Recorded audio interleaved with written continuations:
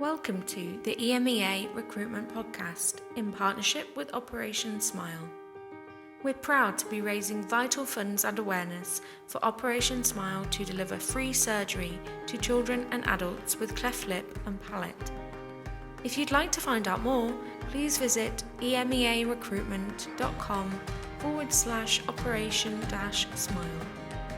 In this episode, we're joined by Lizi Jackson-Barrett, confidence strategist and keynote speaker. She explains the difference between confidence coaching and life coaching, exploring the common issues clients come to her with. So hello everybody, welcome to the next episode of the EMEA Recruitment Podcast, in partnership as ever with our good friends over at Operation Smile. As my colleague Rose has mentioned, we're delighted to welcome Lizi onto the show today, so hopefully you can still hear and see me okay today, Lizi. Definitely can. Yeah, hiya. Hi. How are you today? Yeah, good. Apart from nursing this cough that won't go anywhere, this kind of winter virus. But other than that, everything's good. It's good in my world. Thanks. That's good. I know we were just talking a bit about that off air. I think it's one of these things that always goes around at this time of year, especially when you've got children. They seem to carry the viruses to and from school to the parents. Definitely. And there's obviously the added layer these days of you can't just have a cough. You have to have a cough and then tell everyone it's not COVID every time you cough. This is true. Yeah, that's someone's coughing near you. Everyone takes a few steps away and the mask starts to appear. But yeah, I mean, well, hopefully, you manage to get through the podcast without having some kind of coughing fit. But if you do, then we can always edit in and edit out easy enough. The magic of the edit suite.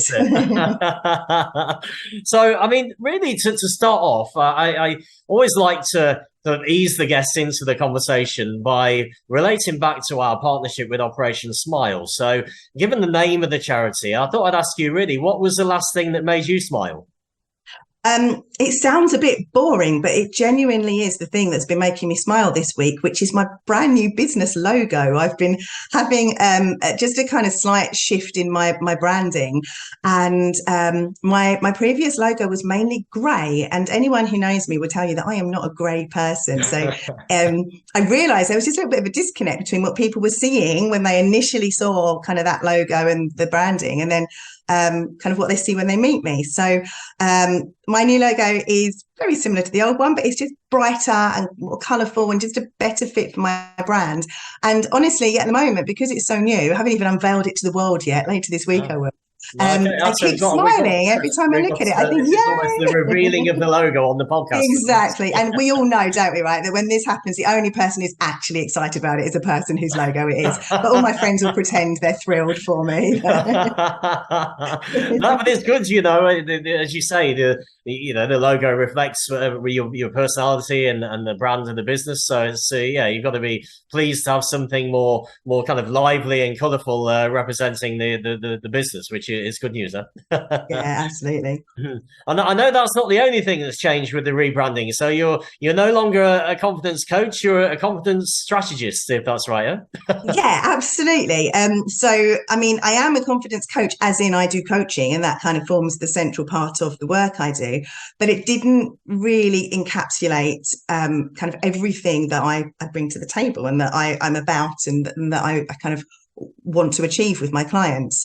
And so I've been trying out a few titles because that's the fun of running your own business, right? You can call yourself whatever you want. But I hit on confidence strategist, and actually that really makes sense to me. And I think it initially, as soon as I say it, it starts to convey something of what I'm about and what I offer. So I'm really enjoying introducing myself with my new title too at the moment. I mean, I suppose it's an obvious question to ask you off the back of that. I mean, what are you about and what do you offer? I suppose that's you can do a bit of a 30-second elevator pitch here. But I mean, what is, you obviously changed the logo, you changed the job title, and I guess, as you say, part of that is thinking about what you want to be perceived as, what you offer. So, what is it that you're kind of hoping is coming off the back of all of this? I know we're probably going to talk a bit more in a while about sort of how this all came about and how I ended up where I am. But essentially, I for quite a while now, I've been working with people who either own their own businesses, entrepreneurs, solopreneurs, or people who are kind of in a bigger sort of corporate setting, and helping them to become more confident. And I know we'll talk more soon about how I do that and what that actually entails. But through coaching and through the methods that I've developed, I help people to become confident, but actually more than that, I help them to understand how to use that confidence strategically to help accelerate their business growth and their success.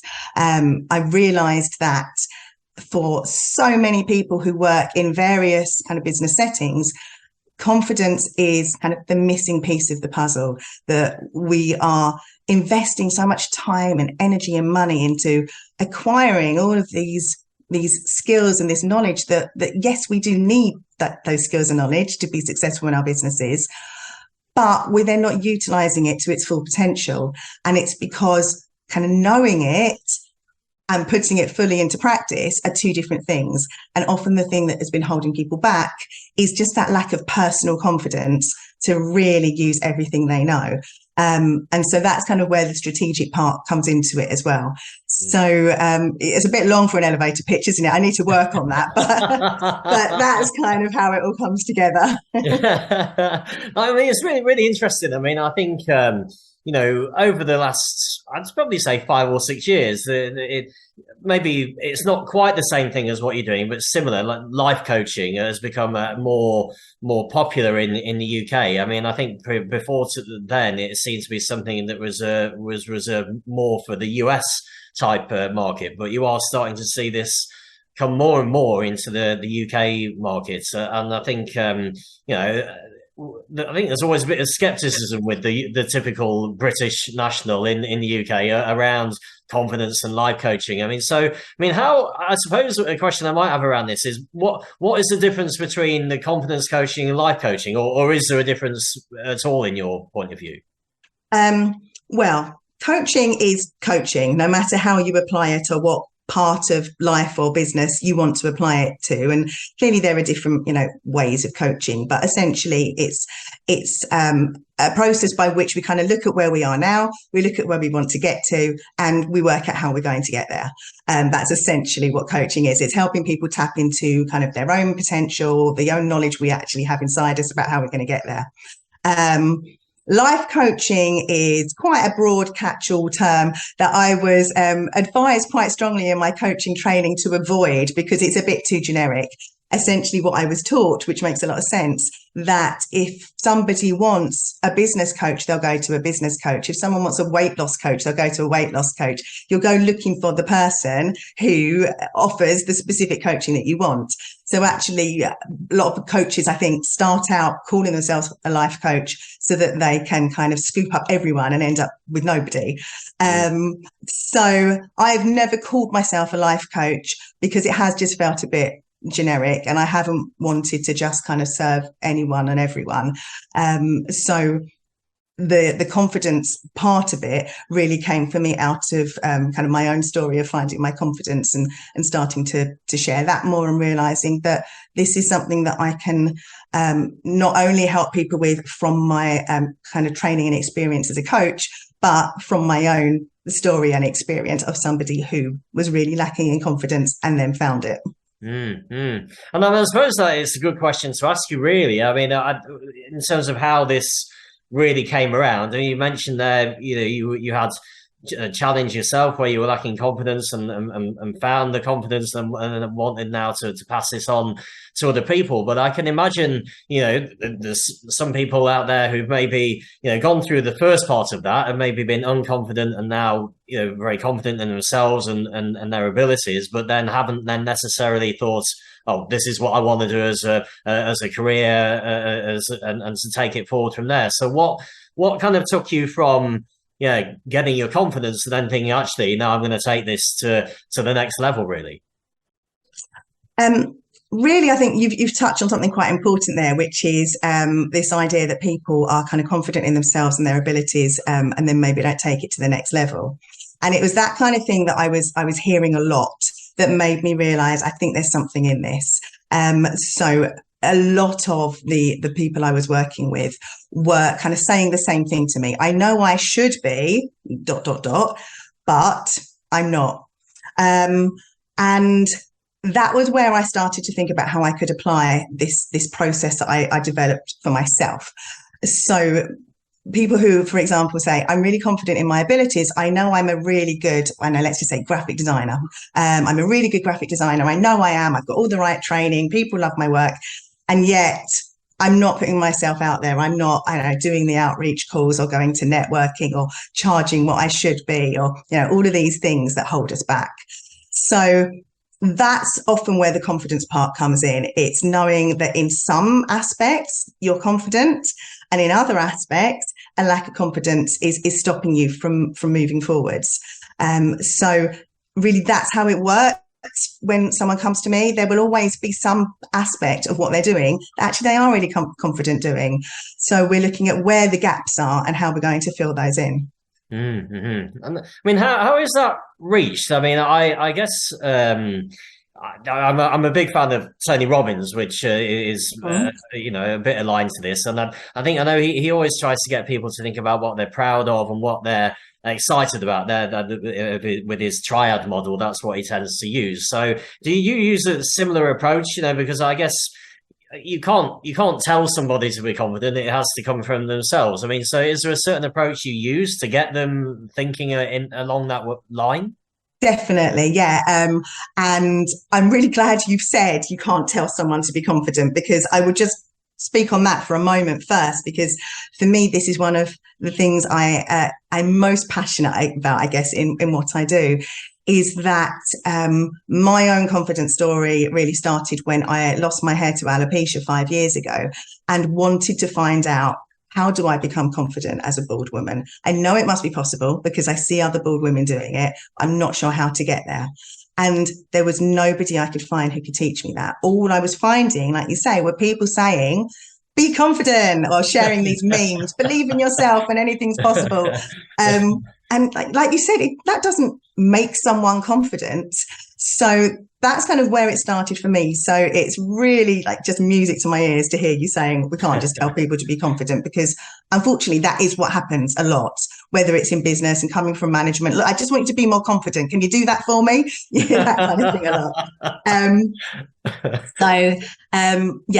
I never ever tell someone to be confident. So in terms of like the framework and the way that I approach this is a model I developed, which is lovely and alliterative and has 5 C's to it. So I work through these 5 steps that all begin with C. They're all safe for work C's.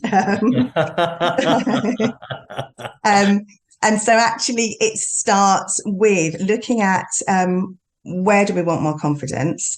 And my approach is very much not about talking about feelings at that point. I talk about feelings a lot with my clients. Feelings are important. But at that point, I'm not asking them, how do you want to feel about this? How do you want people to see you? What would it be like to be confident? Very specifically, the question I ask, and this is kind of the golden question that anyone can go away and think about, is what would I do if I was more confident? And that's the starting point. And we're not worrying at that point about, but I can't possibly, but I don't know enough. But what would you do if you were more confident in this very specific area that we've identified, whether it's in your sales calls, in your dating, in your, whatever it is? If you were more confident doing that, what would you be doing? And that's the starting point that kicks off the whole process. Mm-hmm. I like that because I think it almost seems to it goes on to the next question I was going to ask you, actually, because one of the things I think that fills the majority of people with dread is public speaking. So, and obviously with yourself, keynote speaker, you've done some great TEDx speeches and got in front of a crowd and delivered your message. So, I mean, for me, it's one of those things. If I was more confident in myself, they're the kind of things I would do. But also, I think a lot of people would do that, So, I mean, for you, the keynote speaking, I mean, it's obviously, been great for you personally and doing the TEDx talks. I mean, you've enjoyed doing these things, but, do you get a lot out of them as well, I guess? Yeah, I mean, I've always been an attention seeker, so give me an audience and I'm a happy girl. So I mean, it is my happy place being on a stage, but for me, I love it because it's a really different way of reaching people from coaching, and I love them both equally, but they're very, very different. So when you're coaching someone, whether it's individually or in a group, you develop a real bond and a rapport, and you really get into kind of the nitty-gritty of things. When you're speaking on a stage, it's not a conversation exactly, although it can turn into one. You don't know who's listening, who's going to take something from it, what it's going to mean to somebody, but it always does. I always will kind of have an email or a message on LinkedIn after I've kind of given a big talk from somebody I've never met before who says, I heard you speaking about, whatever it is, and I just want to thank you because I really needed to hear that, or because I've never heard anyone express it like that before. And for me, that's the magic of speaking on big stages and giving talks, is that you get to reach people who you may never have a conversation with ever, and yet you've made a difference to them. Like, how incredible is that I can make someone's life a bit better without ever meeting them? It's amazing. So that's why I love doing it, as well as, the attention and applause, obviously. I mean, has that always been the case? With the keynote speaking, getting up in front of people. I mean, as I say, it's not. I think it's more unique than not. To find someone who loves that. But you do see, the people who do this on a regular basis. Their personal brand is often very well known. The message is clear, and I think it is one of those things that most people would. If they had confidence, they would do. Well, they would just do. If they felt happy and confident to get on the stage. But I guess when you first started doing that, so I suppose it wasn't the case from the first time you got on the stage. Was it just the fact of doing it on a repeated basis that it became less of an issue, or was it something you've always loved to do? A bit of both, I would say. Although having started out my kind of working career as a secondary school teacher, you're never going to have a tougher audience than 30 teenagers. And I kind of think that in some ways being a teacher is a little bit like standing in front of on stage in front of one of the toughest audiences you'll ever meet. So I think that genuinely kind of my teaching background has helped me to feel confident standing in front of people and delivering a message. And also my teaching background has helped me to understand kind of how to deliver a message in a way that different people will be able to access. As a teacher, you have to meet the needs of all the different students in the classroom. And as a speaker, I try to do the same. So I think that has stood me in good stead and given me kind of that self-belief and confidence to know that I'm doing a good job when I'm standing on stage. And I think knowing that what we're doing well is a really big part of this process of becoming confident. So sometimes the work I do with clients is helping them to look at what would it take, what do we need to do for you to know that you're good at this thing, because then that's going to help you become more confident too. But in terms of standing on the stages, I guess like any speaker really, I started on tiny stages, and the audiences kind of got progressively bigger. And I suppose if somebody had just thrown me onto the TEDx stage 10 years ago, I wouldn't have been very confident, probably wouldn't have delivered a terribly good talk.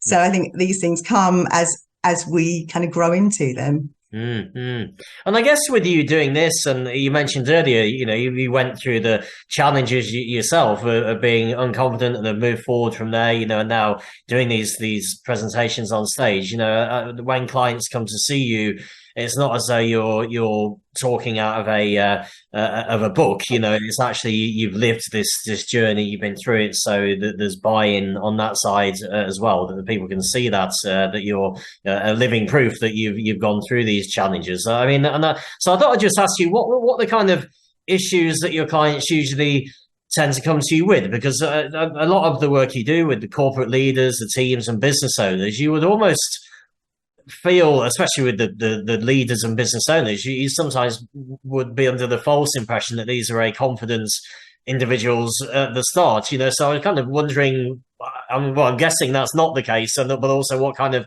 issues they tend to come to you with, really. No, you're right. It's not the case. And I learned that in quite a sort of difficult way, I suppose. I was asked to give a presentation to a really, really high profile group of kind of people in really high positions in global business who, to be completely honest, terrified me. And I asked myself, what on earth can I teach these people about confidence? Look at where they are and look at where I am. But, I put my big girl pants on, as the phrase goes, and I delivered my talk. And a woman spoke to me afterwards and said how grateful she'd been, because in this very, very senior position that she holds, she is expected to not have any confidence wobbles. She's expected to always know what she's doing and be decisive and feel good about, being in the boardroom. And it's much harder, she said, for people in that position to say, actually, I could do with a bit of help with my confidence here. And it made me realize, actually, we're all the same, no matter what level we're working at in our businesses or in our kind of working life. We all have the same kind of worries. So at any level that I'm working at, probably one of the most common confidence challenges that comes to me in one way or another is confidence around the way we can communicate. And we know that in business, communication is so important in so many ways. So whether it's at that level of not having the confidence to really kind of communicate very well at networking meetings or delivering a pitch, whether it's more about communicating kind of our own brilliance, what we're really good at, because we need to do that to succeed as well. Whether it's about the confidence to communicate with our colleagues or our clients to create meaningful relationships, or for leaders to feel like they have the confidence to kind of have difficult conversations sometimes with their teams. It can take so many different forms, but that's a really common one. And of course, public speaking can come into that as well. And I think often when we find ourselves kind of rising into more and more senior positions, we're expected to speak in front of groups of people. And we don't necessarily feel equipped to do that. So communication is a huge one. Other challenges that I help people face, which is, I suppose, probably more seen in kind of the sort of solo entrepreneurs that I work with, are things around kind of knowing their worth and charging their worth. That can be especially for creatives, I find charging their worth is a real challenge, because the work they do, they're kind of naturally gifted often. They love what they do, and they almost feel a bit guilty charging a good fee for kind of doing that for their clients. So that can be a common one. Confidence to increase visibility, whether it's online, whether it's again in kind of on stages, wherever that is, that's quite common. And one of my favorite ones to work on, actually, and one that people don't generally know they need to work on until I tell them, is having the confidence to really have huge goals and to say them out loud, to say, this is what I want. Because I really don't think we can achieve huge, exciting things in our life until we acknowledge that we want those huge, exciting things. Although actually, I think that although the confidence challenges that I help people work on are hugely varied, I think they are almost always underpinned by the same thing, which is the worry of how other people will perceive us. And that underpins almost every issue I've ever had to help someone work through, which kind of makes my job a little bit easier, because I know actually what's at the heart of it before the client does most of the time. Yeah, I mean, and I think going back to something I mentioned at the start of the conversation, I mean, I think in the States, when you see people doing these things, I mean, their vision boards and the things they aspire to, you tend to find stereotypically they have no issue. Americans have no issue of putting down these huge dreams, and they're quite happy to tell people how, what they've achieved in their lives and careers. But then as you get more into Europe and the UK, it's more, it's much more conservative, more reserved. And, I mean, I suppose even, especially we're recording this at the start of November, and obviously the world is in a bit of an uncertain place at the moment. And I think you then tend to find people who are even more reserved on talking about what they've achieved or what they want to achieve, because, most people are struggling at the moment. I think it's that kind of maybe the British mentality in some way of not wanting to sound arrogant or over ambitious. Really, I guess that's the thing to overcome. Yeah, definitely. I mean, I worked with one client who saw kind of ambitious as an insult. So somebody said, "Oh, she's ambitious, isn't she?" You thought that was, not a very nice thing to say about someone. And we really had to kind of challenge where that had come from. So yeah, I think it can be very British. And when I was kind of a couple of years ago working with, I guess, much smaller businesses and kind of entrepreneurs than I'm mostly working with now, I would commonly ask people kind of, what do you want to achieve, maybe financially over the next year or per month? And I would hear things like, well, if I can just bring in a few £100 extra a month, I'll be happy with that. And I say, but is that really what you want? So, yeah, okay, you'll be happy with that. You'll be satisfied. But a few £100 a month, is that really the dream? And they would say things like, well, I don't want to be greedy. It's fine. I just want to be comfortable. Okay, comfortable's nice. But are you sure that's the big dream? If a genie popped out of a bottle and said, you have one wish, would you say, I'd like to be comfortable, please, genie? Or would you say, I want a great big house with a view of the ocean and holidays abroad twice a year? And it took so much prompting and coaxing and reassurance that no matter how big the thing was that they said, I wouldn't judge them for wanting that. So I think that's definitely quite a British thing to need to be kind of modest and reserved and to not say you want too much. But I'm here to try and challenge all that. I think we should all be saying we want the big stuff. Well, I guess because it's just got me thinking.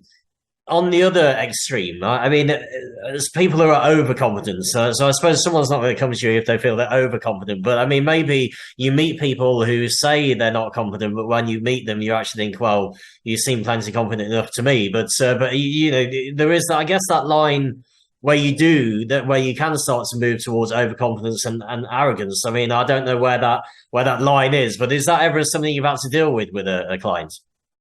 No, it's not actually. I think that generally when we see something that we perceive as arrogance, it will often be somebody overcompensating for a lack of confidence, kind of putting out this facade of how they think they should be seen, or not wanting anyone to kind of break through and see actually what they're really kind of concerned about and maybe not so good at. So it's not something that I've ever had to deal with, because once somebody trusts me enough to be honest and open with me, they're much happier to share with me the stuff that they're struggling with, rather than tell me how brilliant they are at everything else. And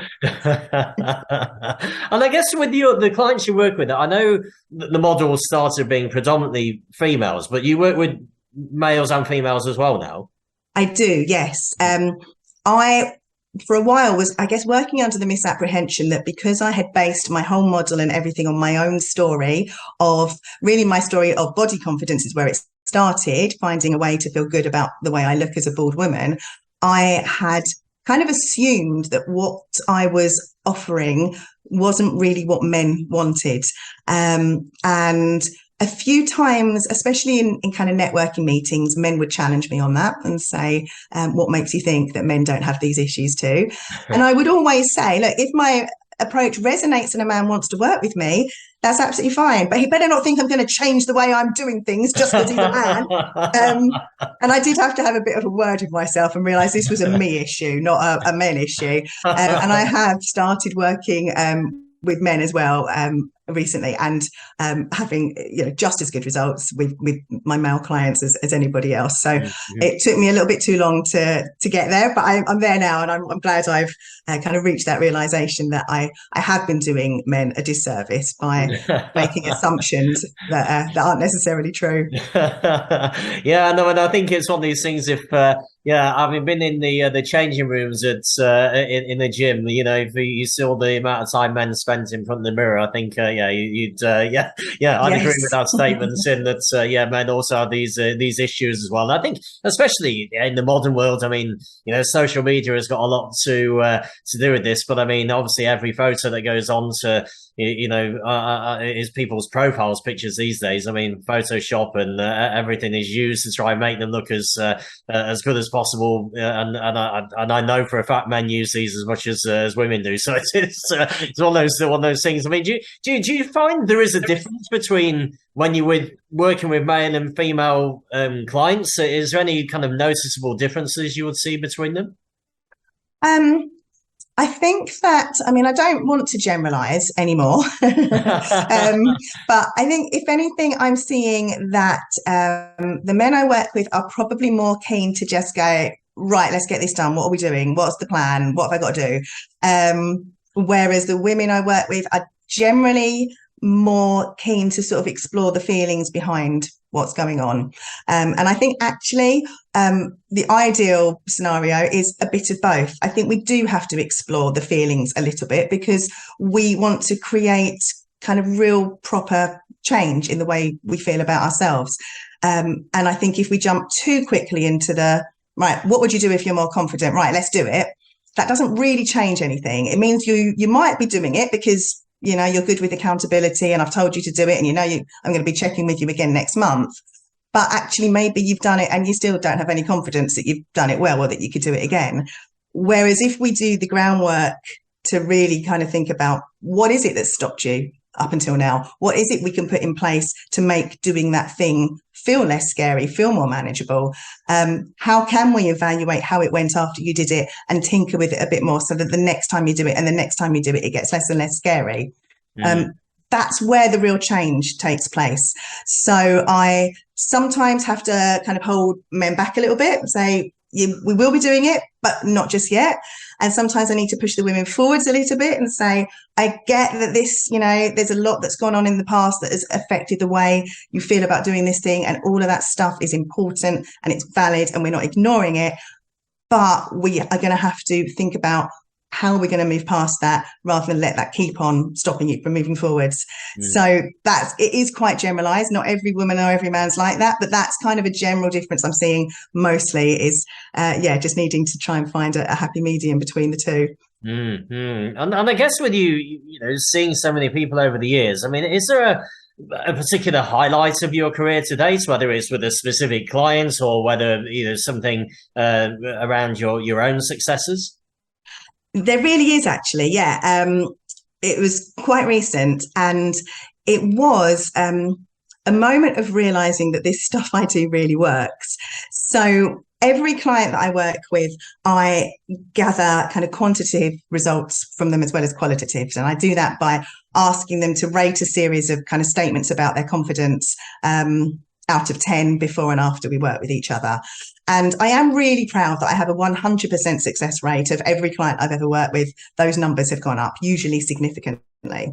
But I found myself wondering whether that lasts, because sometimes there can be that kind of effect where you just feel like on a bit of a high and you've just finished the program and the coach is sitting there in front of you. So you might deliver slightly inflated kind of numbers.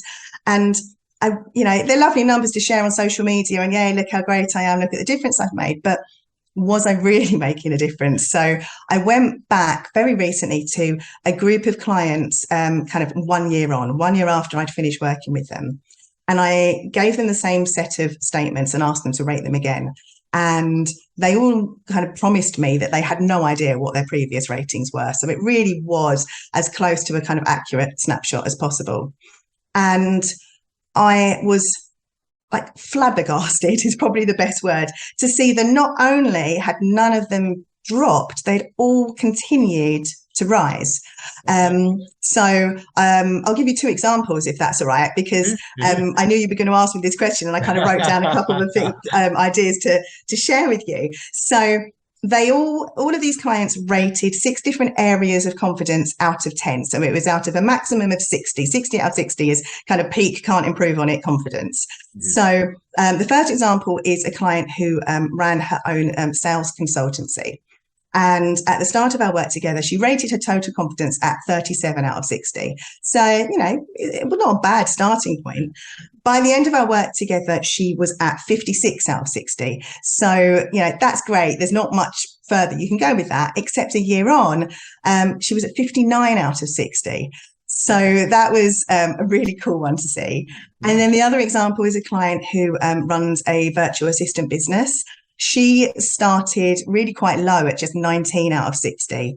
So by the time we finished working together, that 19 had gone up to a 42 out of 60, which was really awesome to see. And then that 42 1 year on has gone up to 45. Okay. So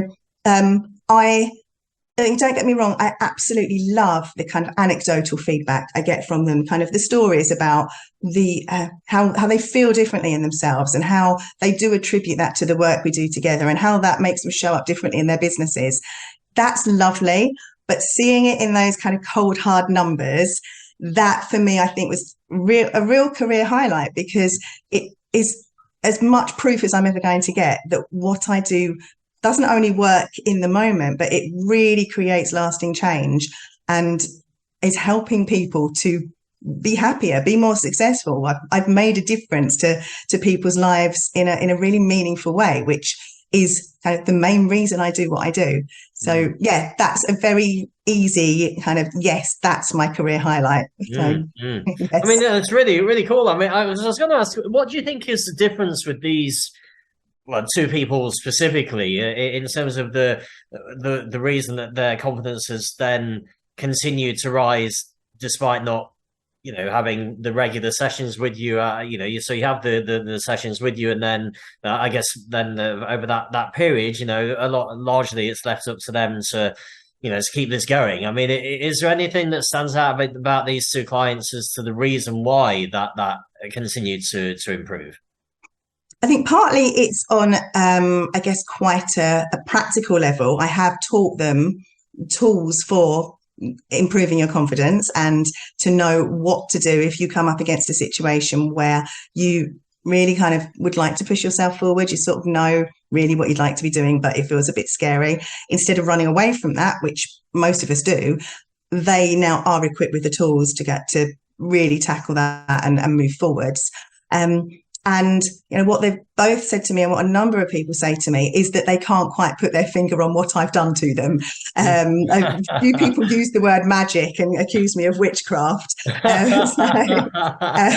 which isn't really very helpful when I'm trying to, quantify what I do. And I say, can you explain it? And they say, no, I can't explain it. I can't put into words what you've done, but something's changed. There you go. Maybe that should have been the job title, confidence magician. Confidence witch. Because how does it work when people are working with you? So you obviously, when you first meet the client, I mean, how long are you normally with them for, and then what is the follow-on from it? I work with clients both one-to-one and in small groups, and I've found that both are equally successful. So that really depends on kind of the individual's preference. Some people really thrive in that sort of group environment where they're supporting each other as well, and some really don't want anybody else to kind of hear the inner workings of their mind, and they want that one-to-one. So that's kind of the first point, is working out which of those options are better. And the initial conversation we have is really about getting clear on what areas of your life or your business would kind of feel the most different and the most improved if you could be more confident doing those or in those areas. Because I really want to kind of bust the misconception that we are either confident people or we're not. Because actually, I don't believe there is such a thing as a confident person. I think we all have things in our life that we're more confident at or less confident at. So if you saw me standing on a stage, you go, oh, there's a confident woman. If you saw me trying to help my 13-year-old twins with their maths homework, you would not be looking at the confident woman. So that's the first thing, is helping them understand, no, we're really going to break this down. This isn't this kind of intangible, huge, overwhelming of idea of make me confident. It's looking much more strategically at what do you want to achieve? What's holding you back? What areas of your life do we want to work on for your confidence? So that's kind of where it starts. It's very kind of goals driven, the work that we do. It's, that stuff that you'd expect coaches to do, which is tapping into really what difference would it make? How will that be different? Let's really kind of connect with those goals and why we want them so much, because that then helps us further down the line where we come up against these stumbling blocks and you feel too scared to do it, to go back to this, well, let's remember why you're doing this. So that's sort of the starting point. And then I work generally with my one-to-one clients for a 1 hour session, and in my groups for a 2 hour session. And those sessions are generally fortnightly, although some people prefer monthly, so I'm a bit longer to implement what we do. Most of the time we work for 8 sessions, and that's kind of the way that the kind of length of the program together. And we always, through the whole program, don't lose sight of that initial conversation, looking at kind of what we want to achieve. But at the same time, more things come into focus as we go along. More either confidence challenges will come up that you didn't realize were there, or things that we thought were going to be difficult. Actually, when you get to it, you think, actually, no, I didn't need to worry about that. Let's move on and talk about something else. So that's kind of the general structure. As I said, I've got this kind of 5 C's of this process that I use. Some of my clients like to work through that in a very kind of structured way. Let's do the first C, let's do the second C. And some of them, we just kind of keep it more as a general framework for what we're doing, and we keep it kind of a bit looser and work to the way that they like to. So it's all quite flexible. But the most important part of it is that it's always kind of driving forwards. It's always looking for the next action, the next thing we're going to be pushing forwards on to get to where we want to be, so that we can start really embedding that new confidence strategically to reach the goals that actually are within our reach, even though we think they might not be.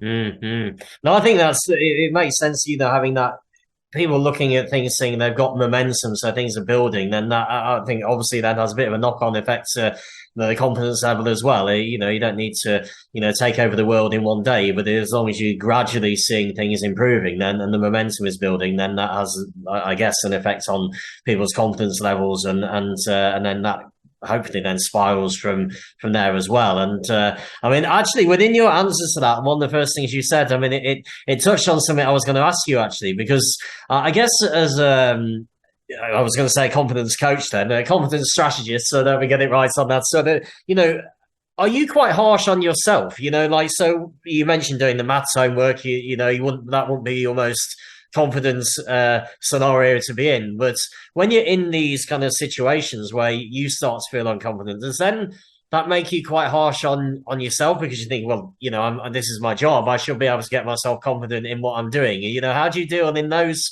situations? I think that I'm really good at being kind to myself, which is one of the things that I, preach to anyone who will listen to me, is that there's nothing to be gained by giving ourselves a hard time. Actually, all that does is kind of slow us down a bit more.